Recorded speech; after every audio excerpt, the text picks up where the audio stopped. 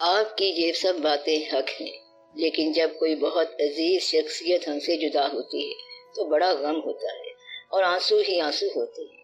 آپ سے درخواست ہے کہ اس بارے میں بھی وضاحت فرمائیں۔ بات کا مقصد یہ ہے کہ دنیا میں آنا جانا تو لگا رہتا ہے، فقیر کو اس بات کا ملال نہیں ہوتا۔ ملال صرف یہ ہوتا ہے کہ ہم کہیں بغاوت میں نہ رہ جائیں۔ بڑی سے بڑی اور آسان فقیری یہی ہے کہ ہمیں اللہ کا ہر فیصلہ منظور ہے، یعنی ساتھ کے ساتھی اور ہم سفر کو اللہ کریم نے واپس بلا لیا تو دوسرے ساتھی نے مسلح بچھا لیا کہ ہمیں تیرا یہ فیصلہ بھی منظور ہے۔ اگر آپ 100 سال کی بے ریا عبادت کرو تب بھی یہ مقام آپ کو نہیں مل سکتا، یعنی تسلیم و رضا کا مقام۔ یعنی اگر فقیر ہونے کی خواہش ہو اور فقیری نہ مل رہی ہو تو آپ کا دوست مر کے آپ کو فقیری دے جاتا ہے، دوست تو یہاں سے نکل جاتا ہے، اور جو غم رہتا ہے وہ عبادت سے کہیں آگے ہے۔ عبادت وہاں نہیں پہنچاتی جہاں غم پہنچا دیتا ہے۔ غم ایک عجب کیفیت ہے۔ غم میں جو آنسو نکلتے ہیں، تب اگر کسی ان پڑھ سے پوچھا جائے کہ اللہ کیا ہے تو وہ کہے گا تیرے آنسوؤں کا نام اللہ ہے۔ جب بھی اللہ کا قرب ہوگا تو آنسو ہوں گے۔ آنسو کا مقام یہ ہے کہ امت ہونے کی حیثیت میں آپ کو اللہ کا پیغام آنسو کی شکل میں ملتا ہے۔ یہ تیری زندگی میں تیرے مالک کا عمل ہے۔ آنسو چاہے جس مقام کا ہو، اللہ کا قرب ہے۔ اگر آنسو گناہ پہ ندامت کا ہو تو بھی یہ اللہ کا قرب ہے، کیونکہ گناہ پر نادم ہونے والا اللہ کے قریب ہو جاتا ہے۔ اگر کوئی پیچیدگی ہے، سوال سمجھ نہیں آ رہا، کوئی کشمکش ہے، تو یہ سارا سوز و ساز بھی اللہ کا قرب ہے۔ اللہ کی یاد میں جو آنسو آ جاتے ہیں وہ بھی اللہ کا قرب ہے۔ اللہ کی یاد ہی اللہ کا قرب ہے۔ آخر شب آنسو اللہ کا قرب ہے۔ یہ پیغام دے گئی ہے مجھے باد صبح گاہی کہ خودی کے عارفوں کا ہے مقام بادشاہی، یعنی کہ خودی کا عارف باد صبح گاہی میں بنتا ہے۔ خودی کے عارف کا اول مقام بادشاہی ہے۔ خودی کا مطلب کیا ہے کہ اس عارف نے سوال نہیں کرنا اور دستے سوال دراز نہیں کرنا، یہ ہوتا ہے بادشاہ۔ ایک بادشاہ نے دیکھا کہ ایک درویش سوکھی روٹی پانی میں بھگو کے کھا رہا ہے۔ بادشاہ نے کہا سائیں بابا اگر حکم ہو تو آپ کی کوئی خواہش پوری کی جائے۔ بابا جی نے کہا تو میری خواہش کیا پوری کرے گا؟ جب میں یہ کچھ کر سکتا ہوں تو مجھے تیری پرواہ کیا ہے کہ تو ہے کون؟ یعنی سوکھی روٹی بھگو کے جو کھا سکتا ہے اسے بادشاہ کی بادشاہت کی کیا ضرورت ہے؟ تو خودی کے عارفوں کا یہی ایک مقام ہے۔ جاگنے والے چاہے شب فراق میں ہوں چاہے تفکرات میں ہوں، جن لوگوں کی رات جاگی ہے، جن لوگوں کے آنسو ٹپکے ہیں، ان لوگوں کو اللہ کا قرب حاصل کرنے میں دقت نہیں ہے۔ اللہ کریم کے قریب ہو جانے کے دو ہی طریقے ہیں۔ ایک تو یہ ہے کہ سجدہ کرو، عبادت کرو، خدمت کرو، علم حاصل کرو، اللہ کے لیے سفر کرو، اور دوسرا یہ ہے کہ اس کے فیصلوں پر آمین کہہ دو۔ یہ آسان بلکہ سب سے آسان کام ہے۔ حضور کریم صلی اللہ علیہ وآلہ وسلم نے 2 انگلیوں کو ملا کر فرمایا کہ قیامت کے دن وہ شخص میرے ساتھ اس طرح ہوگا جس طرح کے یہ ہیں۔ صحابہ کرام رضی اللہ تعالیٰ عنہ نے عرض کی یا رسول اللہ صلی اللہ علیہ وآلہ وسلم کون؟ آپ صلی اللہ علیہ وسلم نے فرمایا جس نے 3 بیٹیوں کو پال کے ان کی شادی کی ہو، یعنی کہ 3 بیٹیوں کی جدائی کا غم جس نے برداشت کیا ہو وہ تو میرے ساتھ ہوگا۔ گویا کہ عبادت کے برابر بلکہ عبادت پہ حاوی اگر کوئی چیز ہے تو وہ غم ہے۔ جس نے بیٹی کو جدا کیا گویا اس نے اپنی روح کو جدا کیا، اپنے دل کو جدا کیا اور اپنے آپ کو جدا کیا۔ یہ کوئی معمولی بات نہیں ہے۔ بیٹی کو جدا کرنے والا آدمی مرتا ہے، اور جو آدمی 3 مرتبہ مرا ہے وہ حضور پاک صلی اللہ علیہ وآلہ وسلم کے ساتھ ہے۔ بیٹی کے بارے میں کہتے ہیں کہ عورت 2 دفعہ مرتی ہے اور اس طرح ماں بن کے بچے کی جنت بنتی ہے۔ ایک مرتبہ گھر آباد کر کے چھوڑنا بڑا مشکل ہے، جہاں بچپن گزارا ہو، سکھیاں سنگ کھیل کے بچپن گزارا ہو، گھر کی مالک اور بادشاہ ہو، اور پھر اگلے گھر جانا کہ معلوم نہیں وہاں کیا ہو۔ اس لیے دعا کرو کہ جن بچیوں کی شادی ہوئی ہے ان کو اگلے گھر میں بھی بادشاہی ملے، کم از کم ایسی بادشاہی ملے کہ ماں باپ خوش رہیں، جنہوں نے اللہ کا اور شریعت کا حکم مان کے اپنی بیٹی کی شادی کی ہے اور یہ غم اٹھایا ہے۔ یہ غم اور دوسرے سب غم اس طرح اللہ کا قرب عطا کرتے ہیں۔ اللہ آنسوؤں کی صورت میں ملتا ہے، وہ میرے دل میں رہے اور روبرو نہ ہوئے، برنگ اشک ملے حسن چار سو نہ ہوئے۔ بات صرف اتنی ساری ہے کہ جس انسان کی آنکھ میں آنسو ہے وہ انسان اللہ سے بچ نہیں سکتا اور وہ اللہ کو ضرور دریافت کرے گا۔ آنسو کی داستان یہ ہے کہ انسان کا اللہ سے قریب ترین رشتہ آنسوؤں کا ہے۔ سجدے میں بھی انسان اللہ کے قریب ہوتا ہے، لیکن آنسو کا رشتہ بہت قریب ہے۔ اگر سجدہ بھی ہو اور آنسو بھی ہوں تو یہ بہت ہی تقرب ہوگا، اور یہ بہت بلند مقام ہے کہ سجدہ بھی ہو اور آنسو بھی ہو۔ اللہ کی رحمت کے جلوے اس وقت میسر ہوتے ہیں سجدے میں ہو جس دم سر اپنا اور نام محمد آہوں میں صلی اللہ علیہ وآلہ وسلم۔ یہ بہت بڑی فقیری کا مقام ہے، اس لیے درویشوں کو جب غم عطا ہوتا ہے تو غم تو کسی اور شے کا ہوتا ہے، مگر وہ اس شے کا غم بدلتے بدلتے یاد بنا دیتے ہیں، تو وہ یوں چیز کی تقدیر بدل دیتے ہیں کہ کس چیز کا غم آیا اور کیا سے کیا بن گیا۔ کیا سے کیا بنانا صرف اللہ کا کام ہے۔ اگر غم آ جائے، آنسو آ جائیں، راتیں جاگنا شروع ہو جائیں اور آپ کے فکر کے آسمانوں پر چراغاں ہونا شروع ہو جائیں تو آپ سمجھو کہ فقیری آپ کے گھر میں آ گئی ہے۔ آپ کے یہ آنسو چراغاں ہی تو ہوتے ہیں۔ آسمان فکر سے تارے گرے، آنکھ برسی اور انگارے گرے۔ یہ آنسو، یہ انگارے تو پھر آسمان فکر سے گرتے رہتے ہیں۔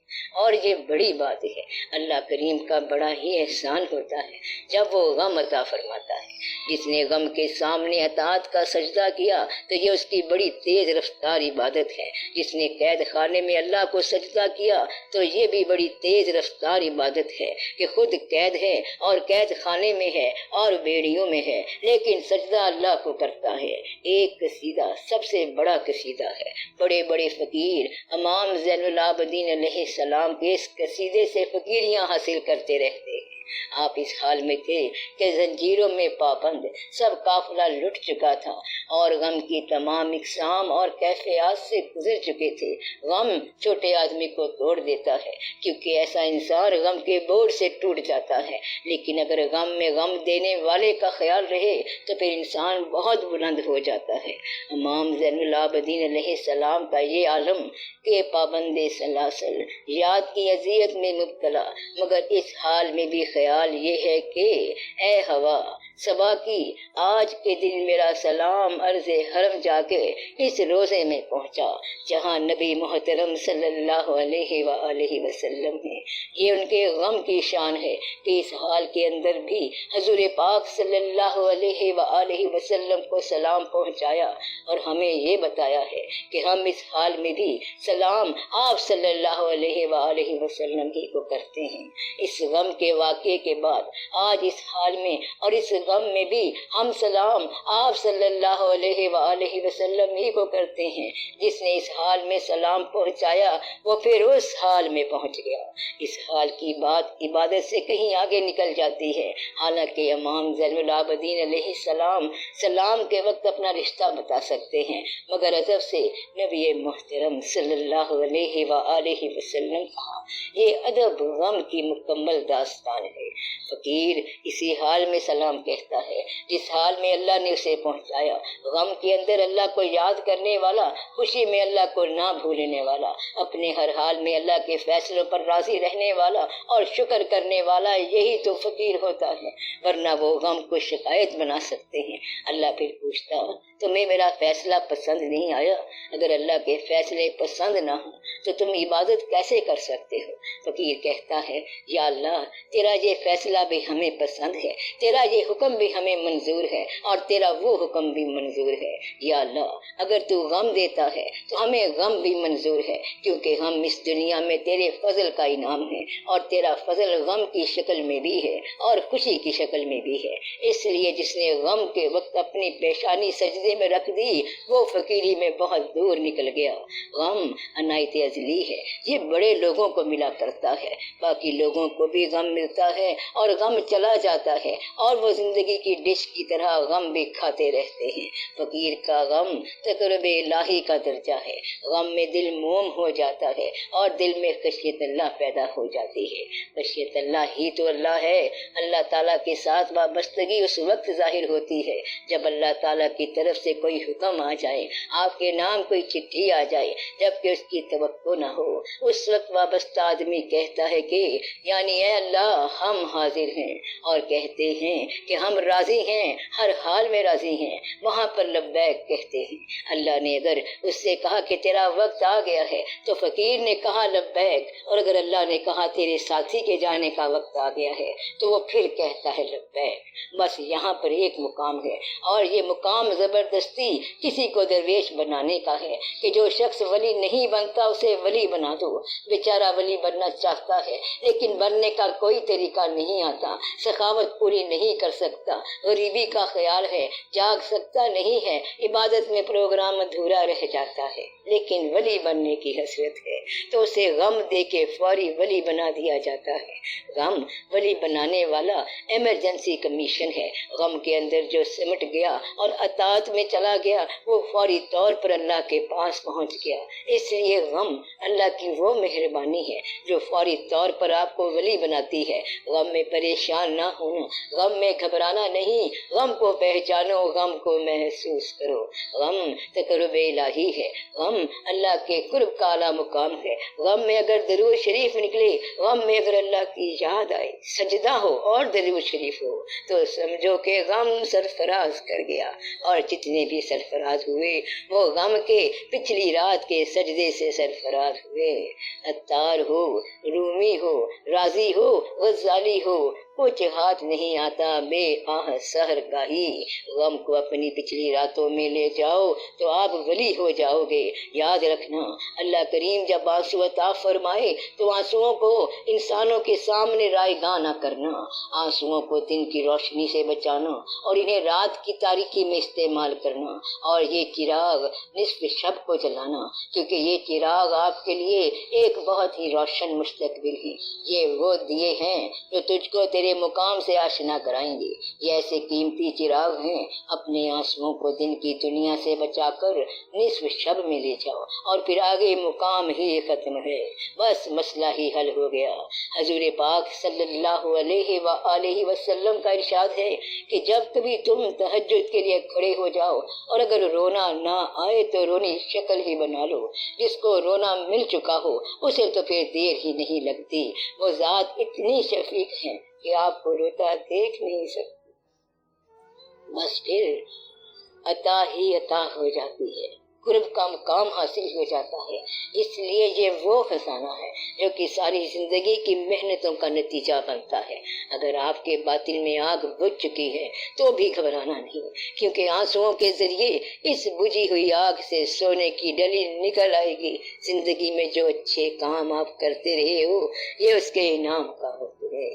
افلاک سے آتا ہے نالوں کا جواب، آخر نالے آہ سحر گاہی، اشک آہیں آہ رسا آہ نارساں، فریاد اور آنسو کے بغیر دعا نہیں ہے۔ اور وہ سحر کا وقت ایسا ہوتا ہے کہ اللہ کریم کی آواز آتی ہے کوئی شخص ایسا جس کو ہم سرفراز کریں، ہے کوئی اس وقت جس کو ہم عطا کریں، ہے کوئی قرضے والا جس کو ہم قرضہ دور کریں، ہے کوئی سائل جس کا ہم سوال پورا کریں۔ وہ جو جاگ رہا ہوتا ہے اس وقت اپنے چراغاں سمیت وہ جو بھی بات کرتا ہے بس پوری ہو جاتی ہے، تب آپ کے آنسو آپ کو سرفراز کرتے ہیں۔ یہ ایک خاص مقام ہے۔ اللہ کریم کا دیا ہوا غم اللہ کریم کی امانت ہے۔ اللہ کریم کے غم کو انسانوں کی ہمدردی حاصل کرنے میں ضائع نہ کرنا، انسانوں سے ہمدردی نہ لینا، کیونکہ انسان ہمدردی نہیں دے سکتا۔ اللہ کا دیا ہوا غم صرف اللہ کے سامنے بیان ہونا چاہیے، جیسے معصوم بچہ ماں سے مار کھا کے ماں ماں ہی کہتا ہے، اس طرح جب اللہ کے نیک بندے کو اللہ کی طرف سے غم ملتا ہے تو وہ اللہ ہی اللہ کہتا ہے۔ غم اللہ کی طرف سے ملا مگر اس کی زبان سے اللہ ہی نکلا۔ خوش قسمت انسان وہ ہے جس کو غم اللہ کے اور قریب کر دے، بد قسمت وہ ہے جس کو غم تو ملا مگر اللہ سے دور ہی رہا۔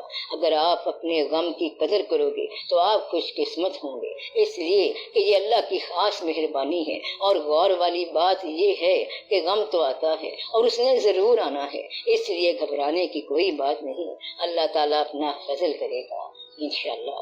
آمین یا رب العالمین۔ اگر آپ سچے ہو، درویشوں کے قائل ہو، اولیاء کرام کے قائل ہو، پیغمبروں کے ماننے والے ہو، تو آپ کی محبت کے تمام اسما زندگی کے اس پار ہیں۔ پیغمبر اس پار ہیں، ولی اس پار ہیں، آپ کے دادا نانا اس پار ہیں۔ گویا جتنے بھی بزرگوں کا نام آپ لیتے ہو وہ سارے یہ سفر طے کر چکے ہیں۔ وہ فقیر جھوٹا ہوتا ہے جو یاد کرتا ہے اس پار والے لوگوں کو اور چاہتا ہے کہ یہاں رہے، وہ فقیر نہیں ہے بلکہ جھوٹا آدمی ہوتا ہے۔ کہتا ہے دادا صاحب رحمت اللہ سے بڑی محبت کرتا ہوں۔ دادا صاحب رحمت اللہ کہتے ہیں آجا میرے پاس، تب وہ کہتا ہے آنا تو بڑی مشکل بات ہے، یہ جھوٹی یاد ہے۔ گویا کہ جس آدمی کی یاد کے تمام عنوانات اور اس کے ورد کے تمام عنوانات زندگی کے حد سے پار ہوں اور وہ پار جانا نہ چاہے تو وہ جھوٹا آدمی ہے۔ آپ کلمہ پڑھتے ہو بڑی محبت سے تو وہ اس پار ہیں، بزرگوں کو یاد کرتے ہو تو وہ اس پار ہیں، صحابہ کرام رضی اللہ تعالیٰ عنہ سب اس پار ہیں، آپ کی رشتہ داریاں اس پار ہیں، محبت نامے اس پار ہیں، محبوب اس پار ہیں، والدین اس پار ہیں، دادا جان نانا جان اس پار ہیں، پیر فقیر ولی سارے کے سارے جلوے ہی اس پار ہیں، یعنی ہر شے اس پار ہے۔ تو پھر آپ یہاں کہاں رہنا چاہتے ہیں؟ باہر جانے کے لیے یہاں سے جدائی ضروری ہے۔ زندگی فراق ہے اور موت کو وصال کہا گیا ہے۔ بزرگوں نے زندگی کو فراق نہیں کہا مگر کمال یہ کیا کہ موت کو وصال کہہ کے زندگی کو فراق ہی کہہ دیا، لیکن زندگی کو فراق نہیں کہا۔ جس نے موت کو وصال کہا اس نے بڑے کمال کی بات کی ہے۔ موت اگر وصال ہے تو اس وصال کا فراق کیا ہے؟ فراق تو زندگی کو ہونا چاہیے۔ زندگی فراق تو ہے مگر اس فراق میں بھی وصال ہوتا رہتا ہے، اس لیے کمال تو یہ ہے کہ موت مکمل وصال ہے اور زندگی میں کبھی کبھی وصال ہوتا ہی رہتا ہے، اس لیے زندگی کو فراق نہیں کہہ سکتے۔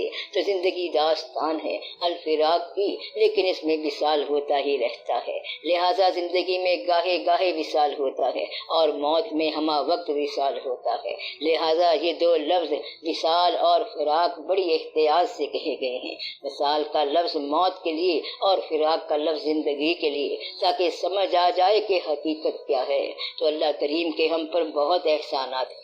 ہمارا تو مسئلہ ہی آسان ہے، خوشی آئے اللہ کا نام لو، غم آئے اللہ کا نام لو، موت آ جائے اللہ کا نام لے کے سبحانکا اللہم شروع کر دو۔